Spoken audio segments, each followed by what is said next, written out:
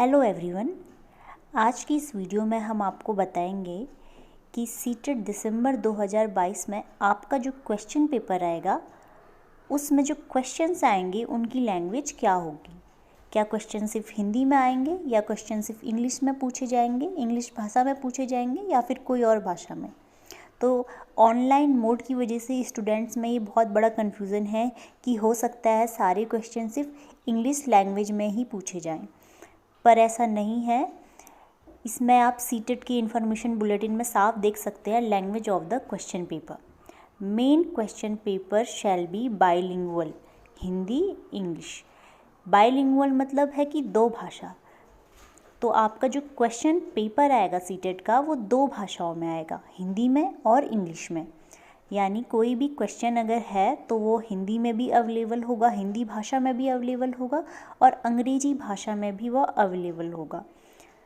बस फ़र्क इतना होगा कि जब पहले सीटेट का जो पेपर ऑफलाइन मोड में हुआ करते थे तो आप एक क्वेश्चन को आसानी से हिंदी और इंग्लिश दोनों पेपर में देख सकते थे, लेकिन अब ये रहेगा कि आपकी स्क्रीन में एक समय में एक ही भाषा में क्वेश्चन नज़र आएगा और अगर आपको हिंदी में या फिर अंग्रेजी में क्वेश्चन समझ नहीं आ रहा है तो उसे आपको चेंज करना पड़ेगा मोड को और हिंदी को इंग्लिश में या फिर इंग्लिश को हिंदी में कन्वर्ट करना पड़ेगा।